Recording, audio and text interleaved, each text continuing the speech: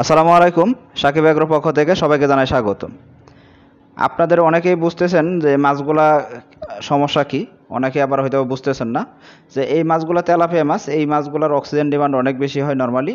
তো দেখা যাচ্ছে মাছের ঘনত্ব বাড়াই দিচ্ছেন কিন্তু মাছ অক্সিজেনের স্বল্পতার কারণে মাছগুলা খাবি খেয়ে বেড়াচ্ছে, পুকুরে উপর দিকে এরকম করে বেসতেছে। কিন্তু আসলে ভাষার এরকম কারণ ছিল না, মাছগুলা খুব সুন্দর করে এরকম করে খেলা করা উচিত ছিল। পানির সাথে দেখা যাবে যে এদের মানে এরা যেহেতু পানির জিনিস, তো এই পানিতে খুব ভালো স্বাচ্ছন্দ্যে থাকার কথা ছিল, কিন্তু সেটা করতেছে না। তো উল্টা হলো মাছগুলা খাবি খাচ্ছে।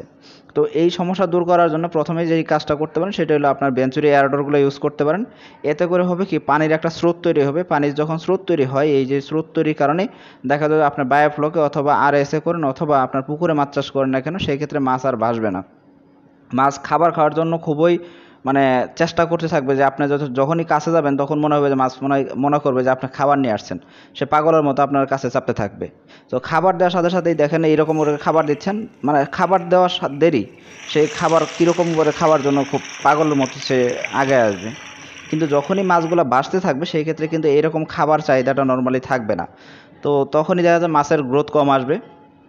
এই সমস্যাটা নর্মালি শীতকালে বেশি হয়। যারা পুকুরে মাছ চাষ করতেছেন তারা এই সমস্যা বেশি ফেস করে থাকেন যে পুকুরে মাছ ভাসতেছে বা পুকুরে মাছ ভাসলে কী করবো বা কী করণীয় আছে, অনেকে অনেক ধরনের কোশ্চেন করে থাকেন।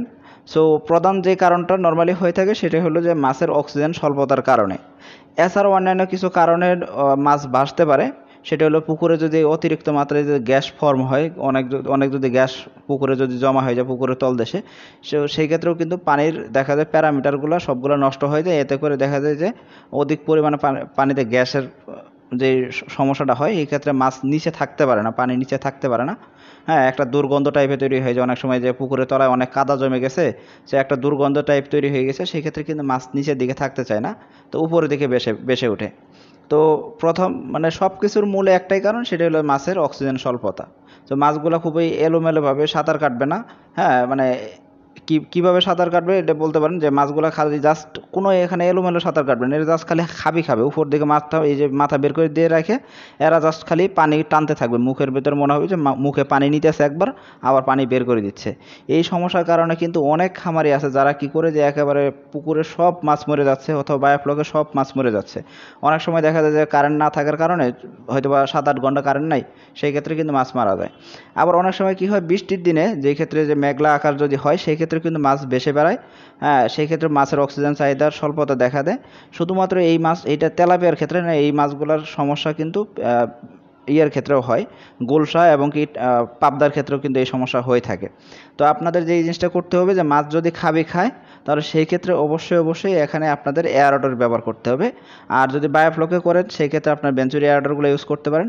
আর যদি পুকুরে করেন সেই ক্ষেত্রে পুকুরের আয়তন অনুযায়ী আপনারা এয়ারডরগুলো ইউজ করবেন।